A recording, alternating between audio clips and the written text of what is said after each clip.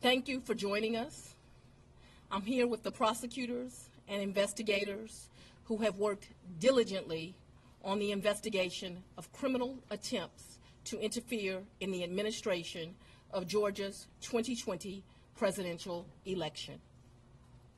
Today, based on information developed by that investigation, a Fulton County grand jury returned a true bill of indictment, charging 19 individuals with violations of Georgia law arising from a criminal conspiracy to overturn the results of the 2020 presidential election in this state. The indictment includes 41 felony counts and is 97 pages long.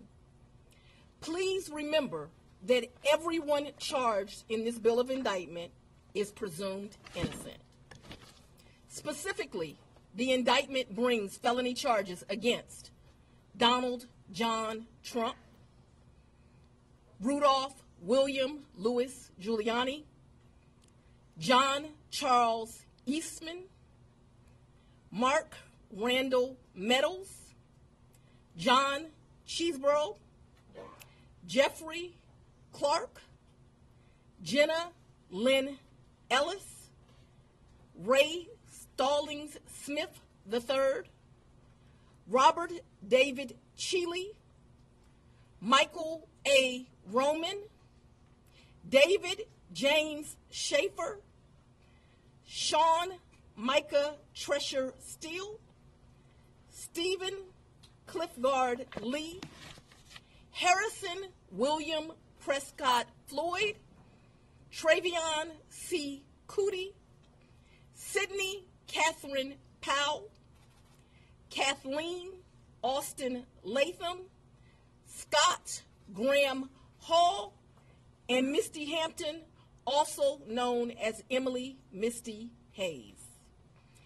Every individual charged in the indictment is charged with one count of violating Georgia's Racketeer, Influenced, and Corrupt Organizations Act through participation in a criminal enterprise in Fulton County, Georgia, and elsewhere to accomplish the illegal goal of allowing Donald J. Trump to seize the presidential term of office beginning on January 20th, 21.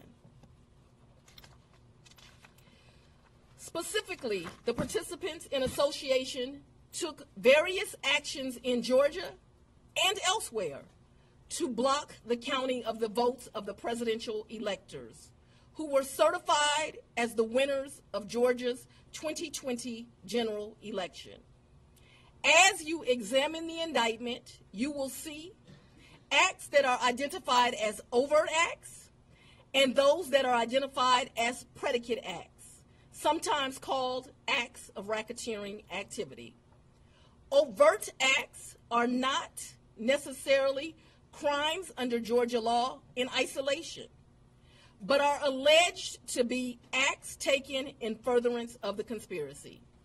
Many occurred in Georgia, and some occurred in other jurisdictions and are included because the grand jury believes they were part of the illegal effort to overturn the results of Georgia's 2020 presidential election. The acts identified as predicate acts or acts of racketeering activity are crimes that are alleged to have been committed in furtherance of the criminal enterprise. Acts of racketeering activity are also charged as separate counts in the indictment against those who are alleged to have committed them. All elections in our nation are administered by these states, which are given the responsibility of ensuring a fair process and an accurate counting of the votes. That includes elections for presidential electors, Congress, state officials, and local offices. The state's role in this process is essential to the functioning of our democracy. Georgia, like every state, has laws that allow those who believe that results of an election are wrong, whether because of intentional wrongdoing or unintentional error, to challenge those results in our state courts.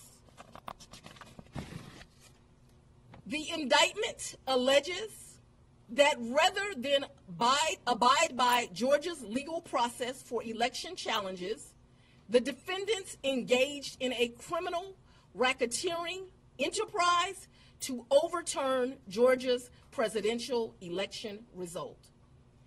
Subsequent to the indictment, as is the normal process in Georgia law, the grand jury issued arrest warrants for those who are charged. I am giving the defendants the opportunity to voluntarily surrender no later than noon on Friday, the 25th day of August, 2023. I remind everyone here that an indictment is only a series of allegations based on a grand jury's determination of probable cause to support the charges. It is now the duty of my office to prove these charges in the indictment beyond a reasonable doubt at trial. I would like to take a moment to thank the Superior Court Clerk, Shay Alexander, and her staff for staying late and making sure that this indictment was processed. I would also like to thank the men and women of Sheriff Labatt's office for keeping the courthouse open, but most importantly for keeping us safe over the weeks and months that have led up to this indictment, and for what I know they will continue to do to keep us safe. We also want to thank the Atlanta Police Department and other law enforcement partners who have worked with the sheriff to keep us safe. I will now take a very limited number of questions prior to going to sleep. Madam District Attorney. If you don't mind, Surveyor 11 to 11 alive. Quick question. Can you clarify in Georgia the mandatory minimum when it comes to RICO charges, whether it's servable by probation or how that might play out? The RICO charges has time that you have to serve, so it is not a probated sentence. Madam District Attorney, what's the timetable for the trial? What is the timetable for the trial? Yes. As you know, in this jurisdiction, trials are set by the judges, and so it will be the judge that sets the date of the trial. This office will be submitting a proposed scheduling order within this week. However, that will totally be at the discretion of the judge. And you want to be you're the fourth person, fourth jurisdiction now to indict Donald Trump. Do you want to be the fourth one to try him, or continue it up? Do you want to be the first to try him? I don't have any desire to be first or last. I want to try him and be respectful for our sovereign states. We do want to move this case along, and so we will be asking for a proposed order that occurs a trial date within the next 6 months. Madam District Attorney, earlier today there was a fictitious document, according to the Fulton County Clerk's Office, that was circulated online with charges against former President Donald Trump. That fictitious document matched exactly the charges that we now see in this indictment. Can you tell us more about that document leak? Because now you have the former president's lawyers who are saying that this is emblematic of a serious problem with your office. No, I can't tell you anything about what you refer to. What I can tell you is that we had a grand jury here in Fulton County. They deliberated till almost 8 o'clock, if not right after 8 o'clock. An indictment was returned. It was true billed, and you now have an indictment. I am not an expert on clerks' duties or even administrative duties. I wouldn't know how to work that system, and so I'm not going to speculate. Next question. Have you had any contact with the special counsel about overlap between these cases, and do you intend to try all of these defendants together? Do I intend to try the 19 defendants in this indictment together? Yes. And have you had any contact with the special counsel about the overlap between this indictment and the federal indictment? I'm not going to discuss our investigation at this time.